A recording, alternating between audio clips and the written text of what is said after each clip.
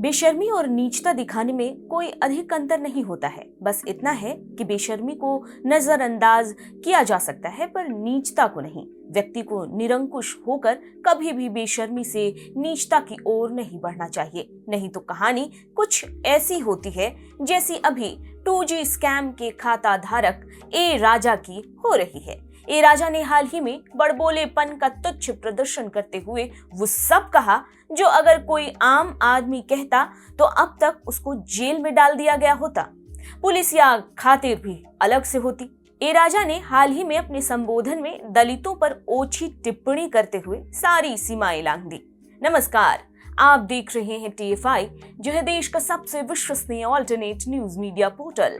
मैं पद्माश्री शुभम आपको बताऊंगी कि कैसे हिंदुओं की भावनाओं को आहत तो किया ही है ए राजा ने, इसके साथ ही साथ उन्होंने ऐसी ओछी बातें कही हैं जिसके लिए उन्हें तुरंत SC/ST एक्ट के तहत बुक किया जाना चाहिए और कार्रवाई को आगे बढ़ाना चाहिए। आगे बढ़ेंगे, लेकिन उससे पहले अगर आपको हमारा काम और हमारे विचार पसंद आ रहे हैं तो हमारे चैनल को सब्सक्राइब कर लीजिए।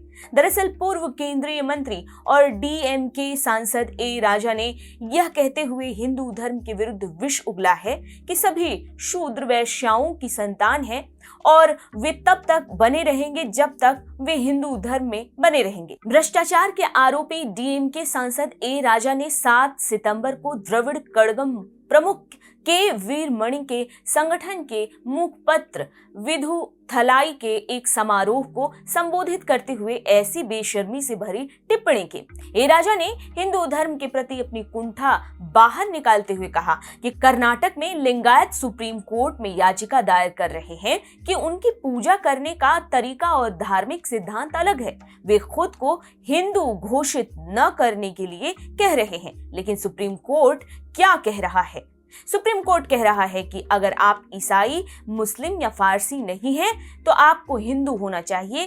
क्या कोई और देश है जहां इतनी क्रूरता है? मतलब हिंदू कहलाना क्रूरता है। और जो तमिलनाडु में स्टालिन सरकार में हिंदू बाहुल्य क्षेत्रों में हो रहा है उसे क्या कहा जाएगा? इस पर भी भ्रष्टाचार के आरोपी राजा को जवाब देना चाहिए। बता दें कि स्टालिन शासन में एक कट्टरपंथी और दूसरे वामपंथी, इन्हीं दोनों के घर भरे हैं।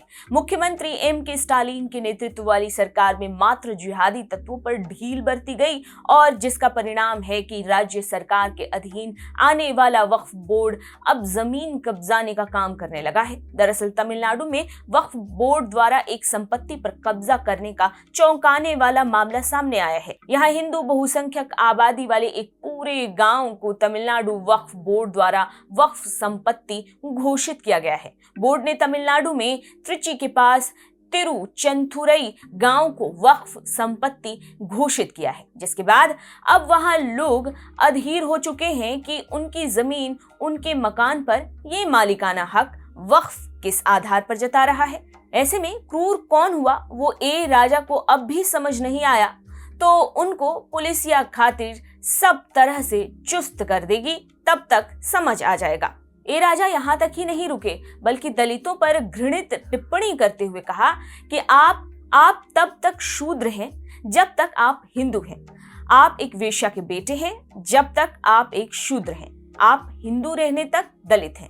जब तक आप हिंदू रहते हैं तब तक आप एक अछूत हैं। आप में से कितने अछूत रहना चाहते हैं?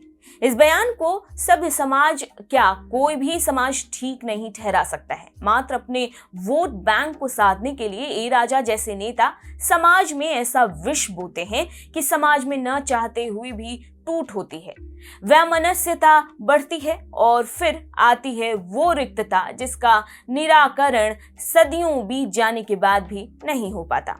यह आज की बात नहीं है जब ए राजा ने ऐसे विषैले बोल बोले हैं।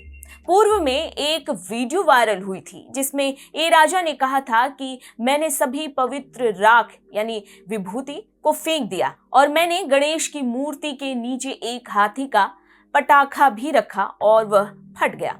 अब जिस व्यक्ति की सोच में ही विष भरा हो तो उसके मुख से अमृत की आशा कैसे कर सकते हैं? ए राजा को इस बार वाली टिप्पणी के लिए तो तुरंत SC/ST एक्ट के तहत बुक किया जाना चाहिए और कार्रवाई को आगे बढ़ाना चाहिए, वरना ऐसे लोगों के चक्कर में व्यर्थ में ही विघटन आएगा और भारत इस समय जुड़ने की रणनीति पर काम कर रहा है। ऐसे में तोड़ने वाली चाह रखने वाले के मंसूबों को ही तोड़ देना उपयुक्त होगा।